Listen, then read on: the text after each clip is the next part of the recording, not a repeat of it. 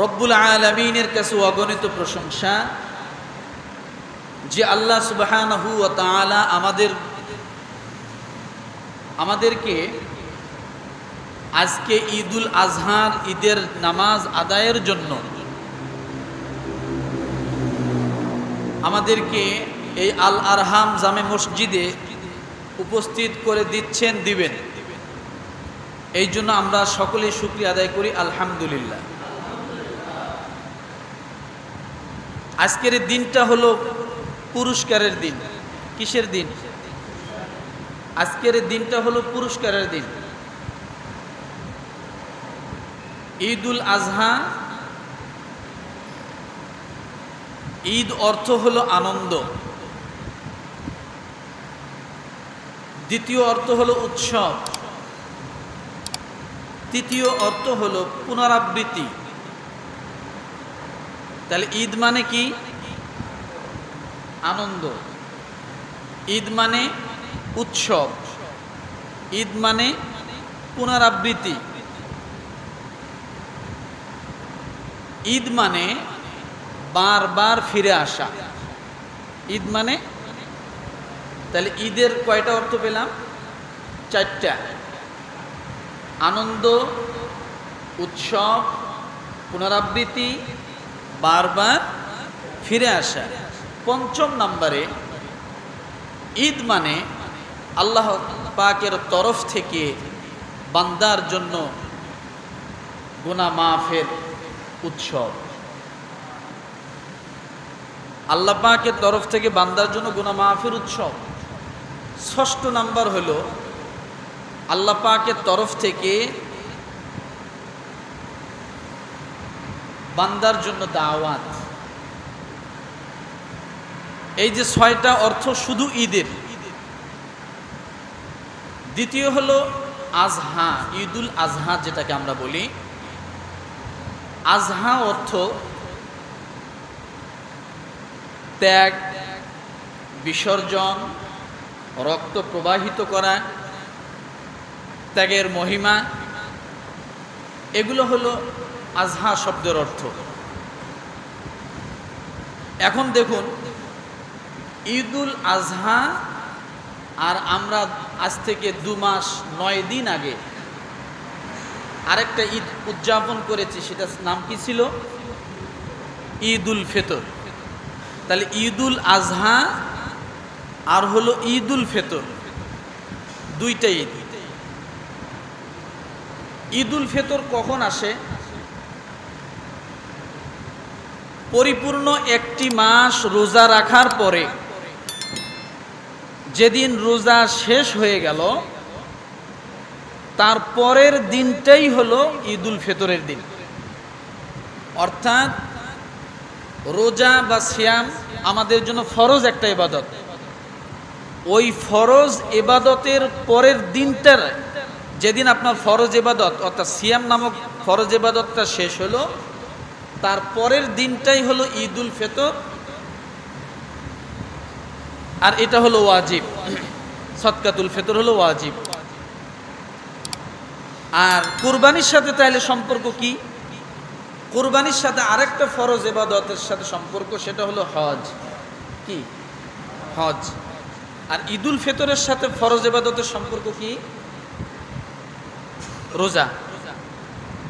ঈদুল ফিতরের সাথে ফরজ ইবাদতের সম্পর্ক কি? সেটা হলো রোজা। রোজার শেষ যেদিন, তার পরের দিন হলো ঈদুল ফিতর। আর ঈদুল আজহার সাথে সম্পর্ক কিসের? হজের। ভালো করে বুঝুন, যেদিন হজ শেষ হয়ে গেল, তার পরের দিনটা আল্লাহ তাআলা ঈদুল আজহা অর্থাৎ কুরবানির ঈদ আমাদেরকে দান করলেন। ঈদুল ফিতরও আল্লাহ গুনাহ মাফ করেছেন, গুনাহ মাফের জন্য দিয়েছেন, পুরস্কারের জন্য ঈদুল ফিতর দিয়েছিলেন। ঈদুল আজহা আল্লাহ গুনাহ মাফের জন্য দিয়েছেন, পুরস্কারের জন্য আল্লাহ দিয়েছেন। তাহলে এই দুই ঈদের আগে দুইটা ফরজ ইবাদত, একটা হলো রোজা আর একটা কি? হজ। এখন রব্বুল আলামিন বান্দার দুইটা জিনিসের বিনিময় জান্নাত দান করবেন, এটা আল্লাহর ওয়াদা। কয়টা জিনিসের বিনিময়? আল্লাহ বলেছেন আমি দুইটা জিনিসের বিনিময় জান্নাতকে বিক্রি করেছি। কাদের কাছে বিক্রি করেছে? আমাদের কাছে বিক্রি করেছে। আমরা জান্নাত কি দিয়ে কিনেছি? রব্বুল আলামিন বলেন ইন্নাল্লাহা আশতারা মিনাল মুমিনিনা আনফুসাহুম ওয়া আমওয়ালাহুম বিআন্না লাহুমুল জান্নাহ। আল্লাহ পাক রব্বুল আলামিন বলেন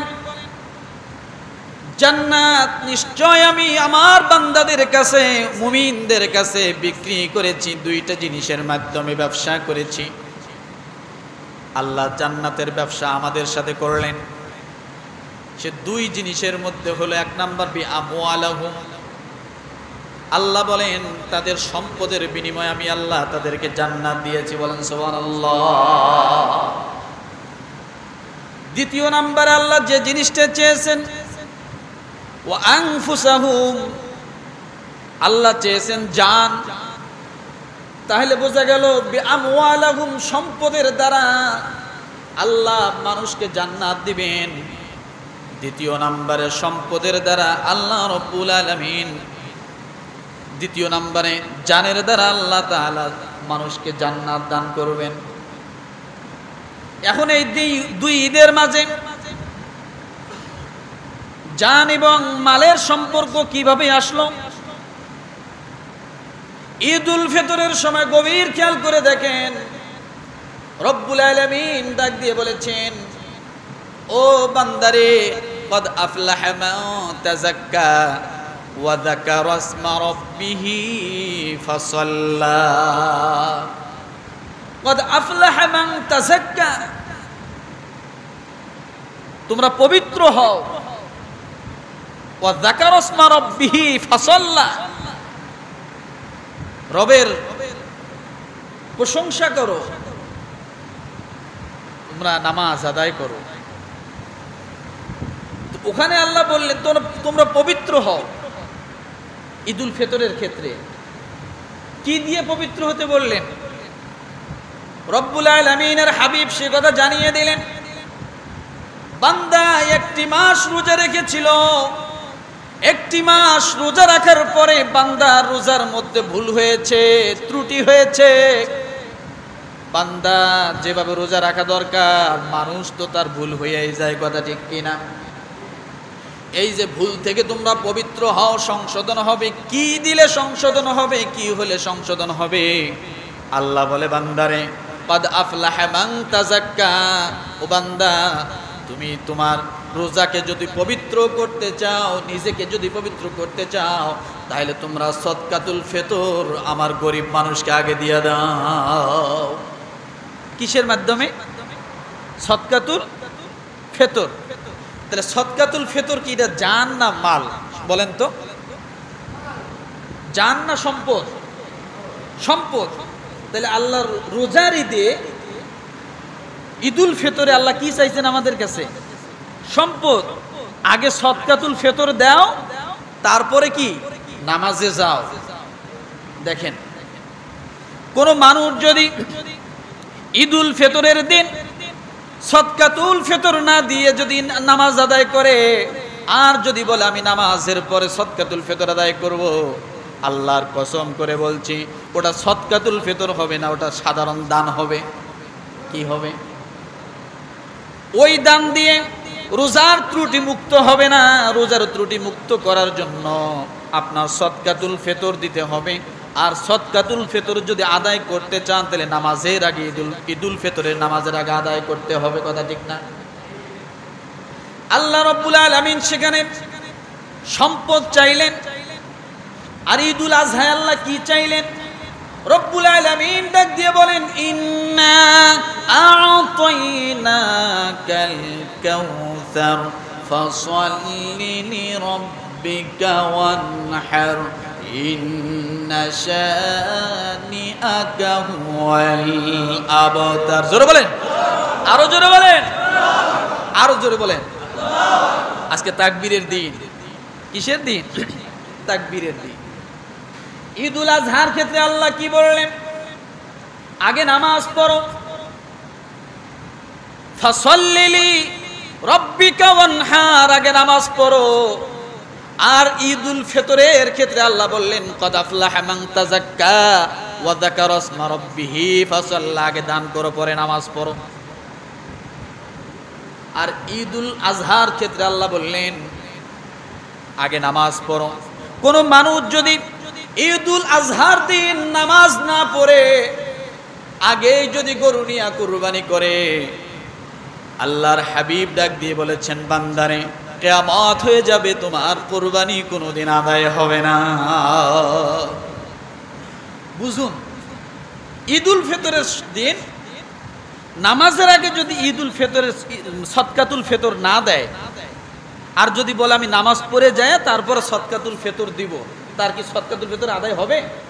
কোনোদিন আদায় হবে না, সাধারণ দান হবে। আর ঈদুল আজহার দিন যদি কেউ বলে যে আমি নামাজ পড়ে পড়ে আগে কোরবানি দিয়ে যাই, কিয়ামত হয়ে যাবে, ওটা কুরবানি হবে না, সাধারণ জবাই হবে। শুধু তাই নয়, কঠোর নিষেধ করা হয়েছে, বলা হয়েছে তোমরা নামাজ না পড়ে তোমরা কুরবানি দিও না। যদি কেউ এরকম করে থাকে তাহলে সেজন্য পুনরায় আবার কুরবানি করে নামাজের পরে। তাহলে আল্লাহ নামাজকে মানদণ্ড করলেন কুরবানির ঈদে, আগে নামাজ পরে কুরবানি। আর ঈদুল ফিতরের ক্ষেত্রে আল্লাহ বললেন আগে সদকাতুল ফিতর দাও, তারপরে নামাজ পড়ো। এইভাবে রব্বুল আলামিন একটা ঈদে সম্পদ নিলেন, আরেকটা ঈদে রব্বুল আলামিন জান নিলেন। অর্থাৎ কুরবানি করার মাধ্যমে তোমার কাছে আল্লাহ জান চাইলেন। কি চাইলেন? জান চাইলেন। কুরবানির পশু যখন আমরা কুরবানি করব, আল্লাহ তাআলা ডাক দিয়ে বলে, বান্দারে হাবিব আপনি জানায়া দেন ওই কুরবানির পশুর শিং, পশম, খুর সব কিছু কিয়ামতের ময়দানে আমি আল্লাহ মিজানের পাল্লায় দাঁড় করাবো।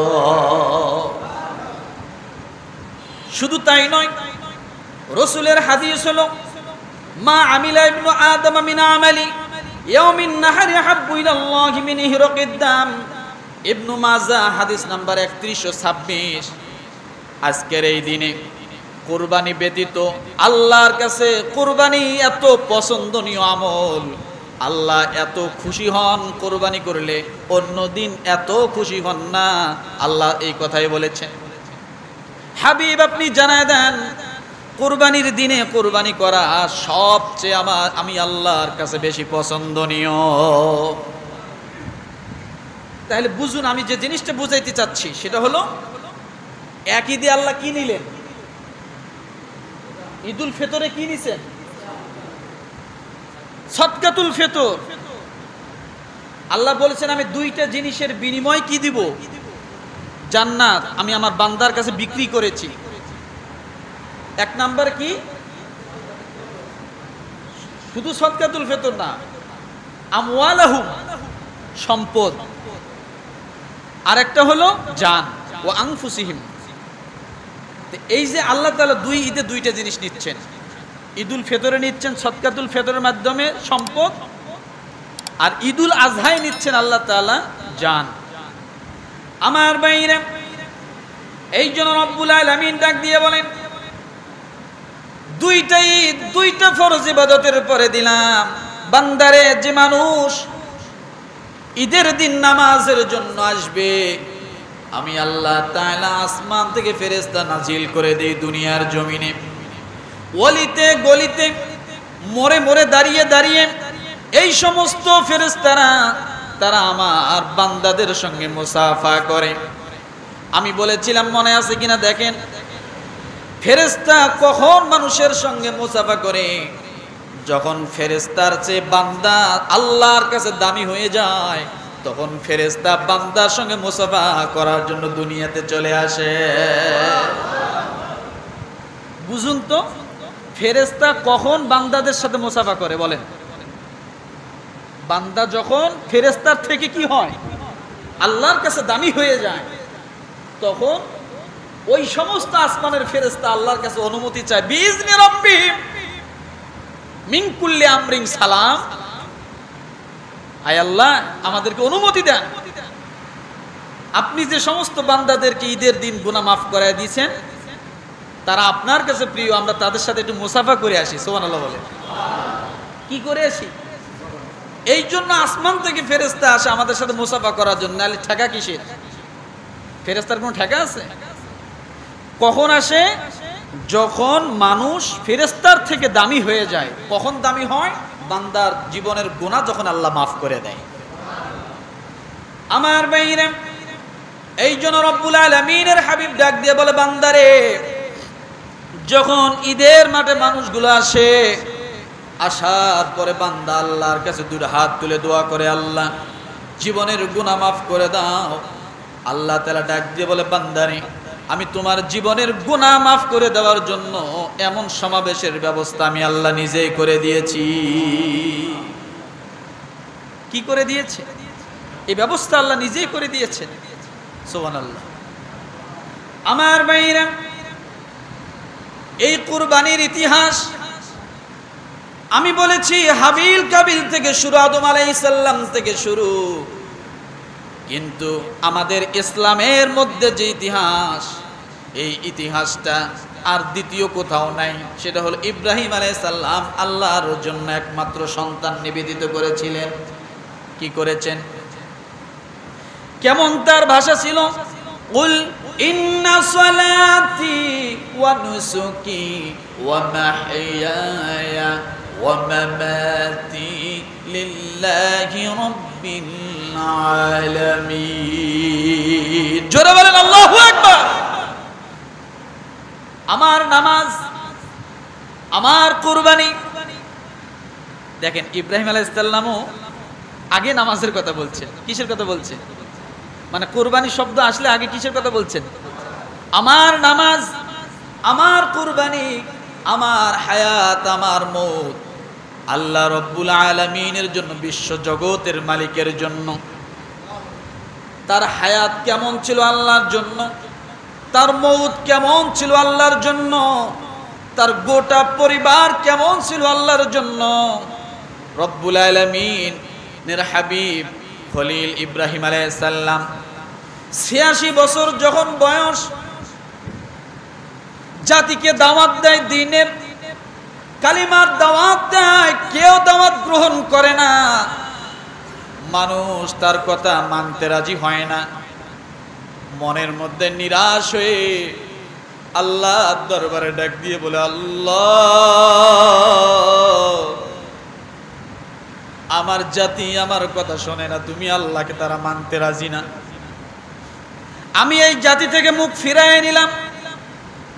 এই কথা যখন বললেন, সঙ্গে সঙ্গে তার একটু অভাবের কথা আল্লাহর কাছে তুলে ধরলেন। আল্লাহ, আজকে আমি একাই, আমার সঙ্গে ডানে কেউ নাই, বামে কেউ নাই, সামনে পিছনে কেউ নেই। আমি বৃদ্ধ হয়ে যাচ্ছি। ৮৬ বছর বয়স আমার হয়েছে, ৮৫ বছরের ঊর্ধ্বে বয়স হয়েছে। আল্লাহ, আমার যদি একটা সন্তান থাকতো, অন্তত আমি মারা যাওয়ার পরে যেন সন্তান তোমার দিনের ঝান্ডা ধরে রাখতো। সুবহানাল্লাহ। কি বলেছে কথা বলেন? আমার উত্তরসূরি আমি না থাকলে যেন তোমার দিনের ঝান্ডা এই জাতিদেরকে বুঝায়। আমি তো বুঝাইতে বুঝাইতে বয়স প্রায় শেষের পথে এসে গেছে। আল্লাহ, আমার যদি একটা সন্তান থাকতো, অন্তত তাকে আমার এই দায়িত্বটা দিতাম, তুমি এই জাতিদেরকে বুঝাইও। এই কথা যখন বললেন, রব্বুল আলামিনের কাছে তুলে ধরলেন, রব্বি হাবলি মিনাস সালিহিন।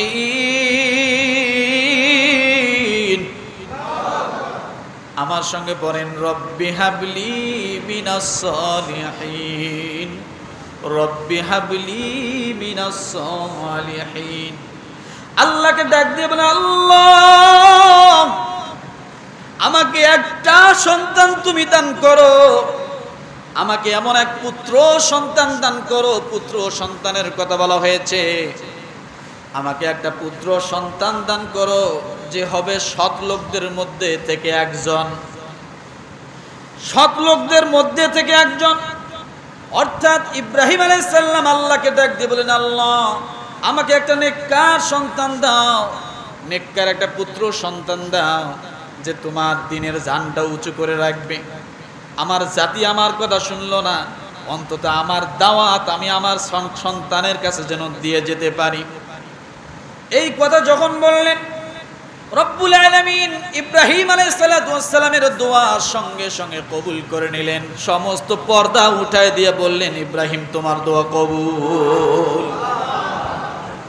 আল্লাহ পাক রব্বুল আলামিন সূরা আস-সাফফাতের 100 থেকে শুরু করেছেন। 101 নম্বর আয়াতে আল্লাহ সন্তানের ঘোষণা দিলেন, ফাবাশশারনাহু বিগুলামিন হালিম। ফাবাশশারনাহু বিগুলামিন হালিম। ইব্রাহিম যখন দোয়া করলো, আল্লাহ আমাকে একটা নেককার সন্তান দান করো, পুত্র সন্তান, আল্লাহ বললেন সুতরাং আমি তাকে এক সহনশীল ধৈর্যশীল একটা নেককার সন্তান আমি তাকে দান করে দিলাম। সে সুসংবাদ আমি তাকে দিয়ে দিলাম। আমার ভাইরা, 86 বছর পরে যখন সন্তান পেল, বলেন এবার বাবার খুশি না বেজার? আসতে বলেন। অনেক খুশি, সব সময় এসে খুশি। সন্তানকে নিয়ে স্বপ্ন দেখে বাবা, সন্তানের ভবিষ্যৎ প্ল্যান করে বাবা, সন্তানকে নিয়ে অনেক পরিশ্রম করে বাবা। নিজে খায় না কিন্তু সন্তানকে খাওয়ানোর চেষ্টা করে, নিজে ভালো পড়ে না কিন্তু সন্তানকে ভালোটা পড়ানোর চেষ্টা করে। কথা ঠিক কিনা? ধীরে ধীরে যখন সন্তান বড় হতে যাচ্ছে, বড় হবে এমন সময় আল্লাহ ডাক দিলেন, ইব্রাহিম এবার তোমার প্রতি পরীক্ষা চলে আসবে। ইব্রাহিম রে, ও ইব্রাহিম, তুমি তোমার সন্তানকে তোমার থেকে অনেক দূরে নিয়ে রেখে আসো, অনেক দূরে রেখে আসো। ইব্রাহিম আলাইহিস সালাম এই কথা যখন জানতে পারলেন, এবার হাজরা আলাইহিস সালামকে ডাক দিয়ে বললেন চলো। যখন বলছেন চলো, স্ত্রী এবং সন্তানকে, ছোট্ট মাসুম বাচ্চা, দুধের দুগ্ধপোষ্য সন্তান, ছোট মাসুম বাচ্চাকে নিয়ে অনেক দূর দূরান্তে চলে গেলেন মক্কা নগরে। কোন জায়গায় গিয়েছিলেন? আল্লাহ সে জায়গা ধারণা দিলেন, গায়রি জি জারউইন ইনদা বাইতিকাল মুহাররম। আল্লাহ বলেন এমন জায়গায় তাকে রেখে আসা হলো যেখানে কোনো গাছ ছিল না, কোনো কিছুই ছিল না, ফলের কোনো গাছ ছিল না, আলো বাতাস ছায়া পানি কোনো ব্যবস্থা ছিল না। আল্লাহ বললেন এমন জায়গায় তোমার সন্তান এবং তোমার স্ত্রীকে রেখে আসো। ইব্রাহিম আলাইহিস সালাতু ওয়াস সালাম বুঝতে পারলেন আল্লাহর তরফ থেকে এটা পরীক্ষা। ইব্রাহিম আলাইহিস সালাম দেরি করলেন না, মা হাজরাকে নিয়ে যখন পথ রওনা করলেন, ঠিক ওই জায়গার মাঝে মক্কা নগরীর কিনারের মধ্যে তাকে বিরামহীন জায়গায় রেখে আসলেন। মা হাজরা কিছুই বুঝতে পারতেছেন না। হাজরা আলাইহিস সালাম ডাক দিয়ে বলেন, নবী ও স্বামী, আপনি কেন রেখে যাচ্ছেন? আমাদের অপরাধটা কি? আমাদের কি দোষ? সন্তানকে বিরামহীন জায়গায়, মানুষ শূন্য জায়গায় আপনি ফালায় রেখে যাচ্ছেন কেন? এখানে কোনো মানুষ নাই, শুধু আসমানের ছাদ দেখা যায়, আর কিছুই দেখা যায় না। বারবার জিজ্ঞাসা করার পরেও কিছু বলে না। কিতাবের বর্ণনা আসছে, ইব্রাহিম আলাইহিস সালাম রেখে রাখার পরে সঙ্গে সঙ্গে যখন আবার ফেরার পথ রওনা করেছেন, ছোট্ট মাসুম বাচ্চাকে ডেকে নিয়ে, ইসমাইল আলাইহিস সালামকে নিয়ে মা হাজেরা পিছে পিছে রওনা করেছেন শুধু জবাব শোনার জন্য। আপনি কেন রেখে যাচ্ছেন? কি দোষ আমাদের? অপরাধটা কি? কোনো কথাই বলে না। এইভাবে জিজ্ঞাসা করার জন্য, শুধু জানার জন্য 1 মাইল 2 মাইল নয়, কিতাবের বর্ণনা হয় প্রায় 3.5 মাইল পর্যন্ত পিছনে হেঁটেছিলেন শুধু জানার জন্য কি অপরাধ আমাদের। 3.5 মাইল দূরে আসার পরে ইব্রাহিম আলাইহিস সালাতু ওয়াস সালাম ডাক দিয়ে বলেন, ইব্রাহিম আলাইহিস সালামকে প্রশ্ন করলেন, আপনি কি আপনার উদ্দেশ্যে রেখে যাচ্ছেন নাকি আল্লাহর হুকুমে আপনি রেখে যাচ্ছেন? ইব্রাহিম আলাইহিস সালাম শুধু আঙ্গুল উপর দিকে ইশারা করে বলেছেন, আমি আমার আল্লাহর উদ্দেশ্যে তোমাদেরকে এখানে রেখে যাচ্ছি। এই কথা যখন বলেছেন, মা হাজেরা ডাক দিয়ে বলেন, স্বামী গো, আপনি চলে যান, আমাদেরকে আমাদের আল্লাহ না খাওয়ায়া পানিতে আমাদেরকে ক্ষুধায় মারবেন না। কত বড় তাওয়াক্কুল ছিল তার, কত বড় কঠিন পরীক্ষা ছিল। মায়াকে ত্যাগ করা, কি ত্যাগ করা?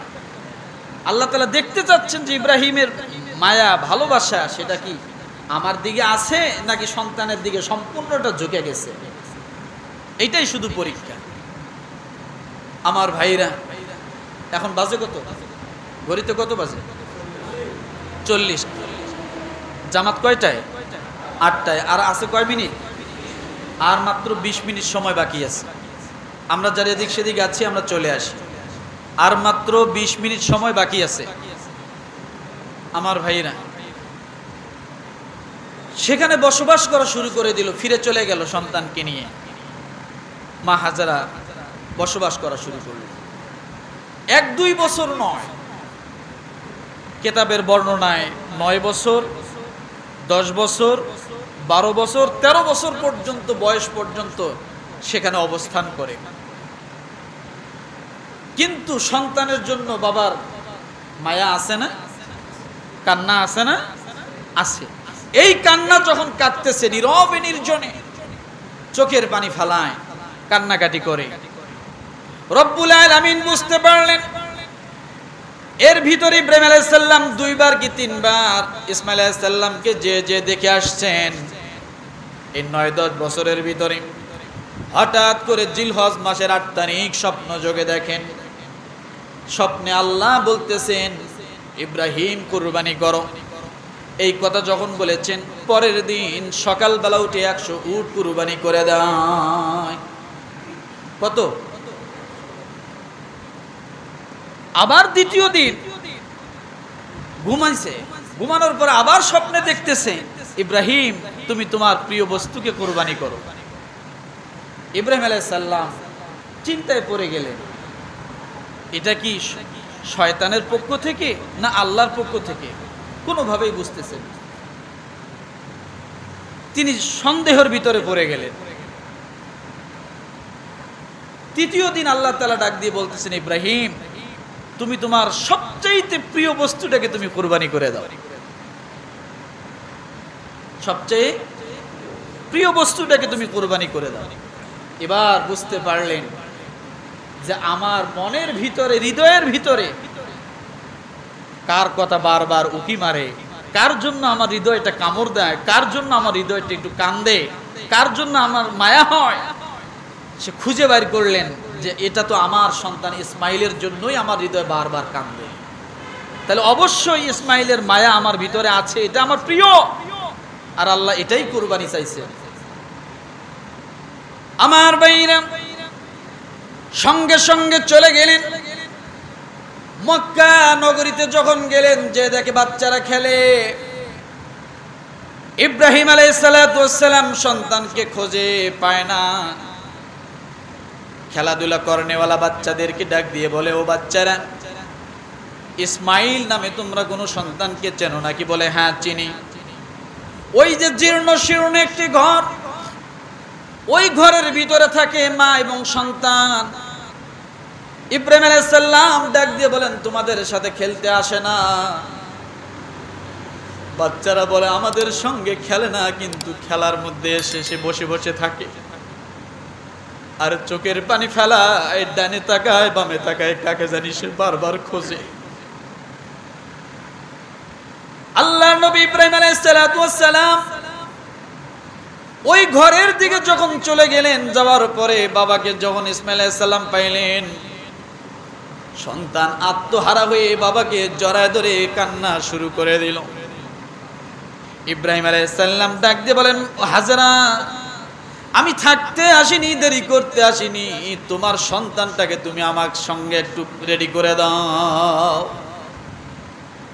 কি করতে হবে সন্তানকে? কি করবে বলেন? জবাই করবে। আদেশ কার? কার আদেশ? আল্লাহর আদেশ। কারণ ওইটাই তোমার মায়া, ওইটাই তোমার মহব্বত, ওইটাই বারবার তোমার মনের ভিতরে কি করে উকি মারে। অনেক লম্বা কথা, লম্বা ঘটনা, এখান থেকে নিয়ে গেলেন। আমার ভাইরা, সন্তানকে যখন সাথে নিয়ে যাচ্ছেন, তখন তার বর্ণনা এভাবেই দিচ্ছেন, ফালাম্মা বালাগা মাআহুস সা'য়া ক্বালা ইয়া বুনাইয়া ইন্নী আরা ফিল মানাম আন্নী আযবাহুকা ফানজুর মাযা তারা। সূরা সাফফাত আয়াত নম্বর 102। ছেলেকে বলতেছে, অতঃপর সে পুত্র যখন ইব্রাহিমের সাথে চলাফেরার বয়স হলো, 10-12 বছর এরকম সময় তো সন্তানরা বাবার অনেকটা উপকারে আসে না? বাজারে যাওয়া, ব্যাগ কাঁধে নেওয়া, বিভিন্ন উপকারে আসে। সন্তান সবসময় বাবার একটু কাজে সহযোগিতা করে। ওই সময় তখন সে বলল, বাচ্চা, হে সন্তান, আমি স্বপ্নে দেখেছি যে তোমাকে জবেহ করতেছি। আমি স্বপ্নে দেখতেছি তোমাকে। ইব্রাহিম আলাইহিস সালাম কাকে বলতেছে এই কথা? ইসমাঈল আলাইহিস সালামকে বলতেছে, আমি স্বপ্নে দেখতেছি তোমাকে জবেহ করতেছি। তোমার অভিমত কি? ফানজুর মাযা তারা, তোমার অভিমত কি? তুমি কি বলতে চাও বলো। সন্তান কত সুন্দর জবাব দিল। পুত্র বলল, ক্বালা ইয়া আবাতি ফাআল মা তু'মার সাতাজিদুনি ইনশাআল্লাহু মিনাস সাবিরিন। ইয়া আবাতি ফাআল মা তু'মার। পুত্র বলল, আব্বাজি, আপনি যে বিষয় আদিষ্টিত হয়েছেন, আল্লাহ যে বিষয় আপনাকে হুকুম করেছে তা আপনি পালন করুন। আমি প্রস্তুত রয়েছি। আমি কি রয়েছি? আমি প্রস্তুত রয়েছি। আপনি আমাকে ধৈর্যশীলদের মধ্যে পাবেন ইনশাআল্লাহ। আপনি আমাকে ধৈর্যশীলদের মধ্যে পাবেন ইনশাআল্লাহ।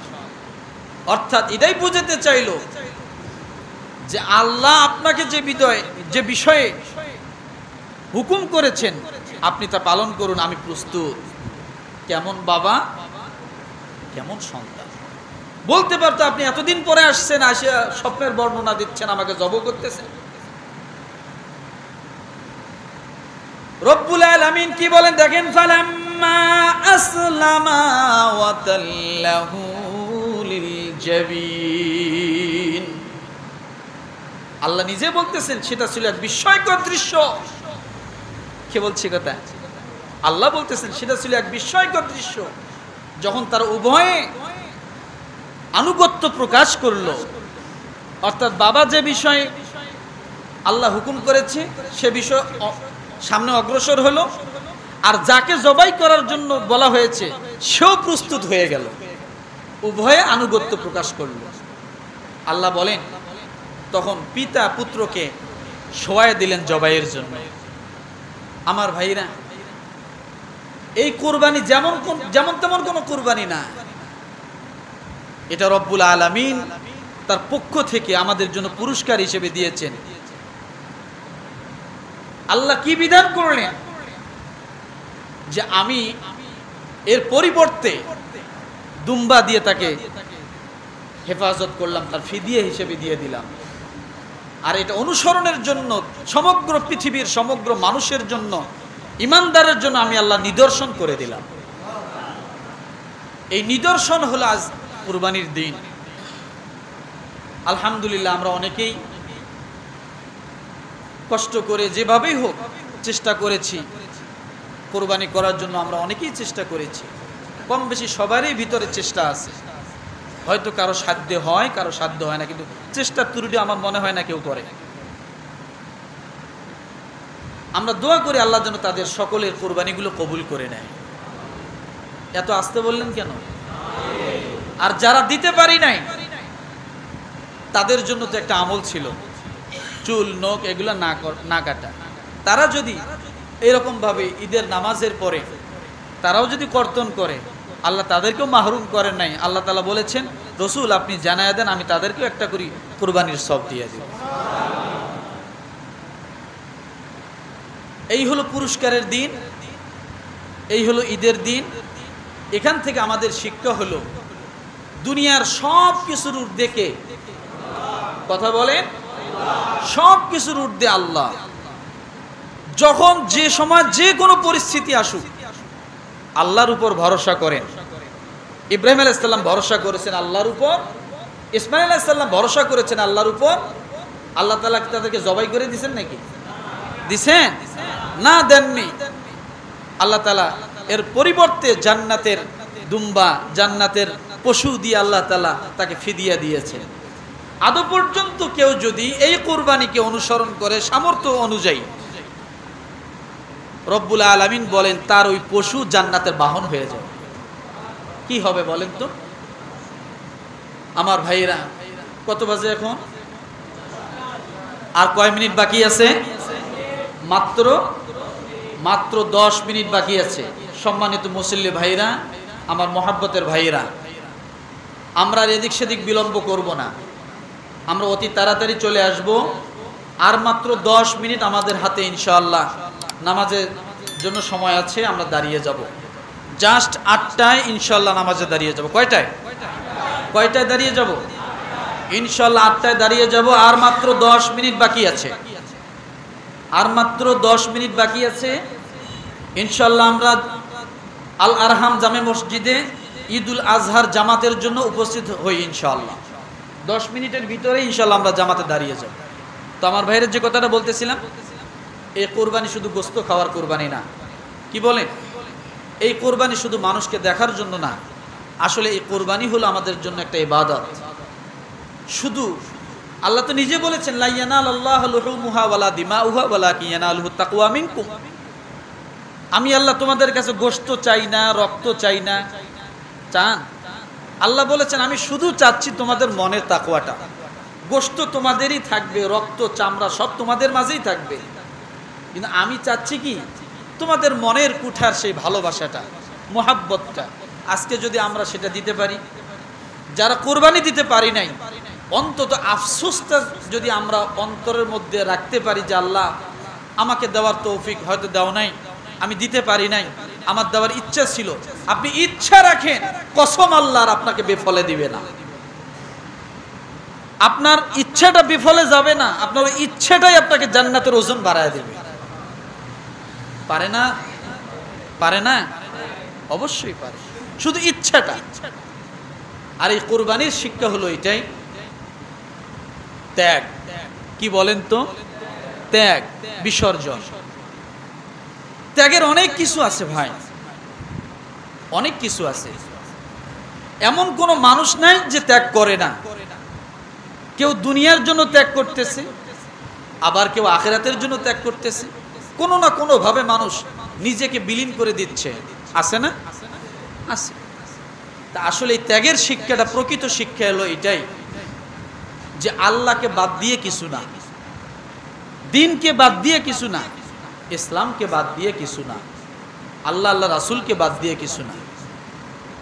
যখন যে অবস্থা, যে পরিস্থিতি আসুক না কেন, সেখানে আল্লাহর হুকুম কি আছে এটা সবসময় সামনে রাখা। সবসময় কি রাখা বলেন? সবসময় সামনে রাখা। তাহলে ওই ত্যাগ দুনিয়াও আপনার জন্য শান্তি হবে, আখিরাতেও আপনার জন্য শান্তি হবে। কত মানুষ দুনিয়ার জন্য কত পরিশ্রম করতেছে, রাত দিন 24 ঘন্টা পরিশ্রম করতেছে, কিন্তু দেখা যাচ্ছে যে মাসে একদিনও নামাজ পড়ে না, আছে না? বছরে একদিনও নামাজ পড়ে না, আল্লাহর হুকুম সঠিকভাবে পালন করে না। আপনি যে ত্যাগ স্বীকার করতেছেন কিসের জন্য? আপনি আজকে মারা যান, আপনার জন্য কিছুই থাকবে না, শুধু 3টা কাফনের কাপড় ছাড়া থাকবে।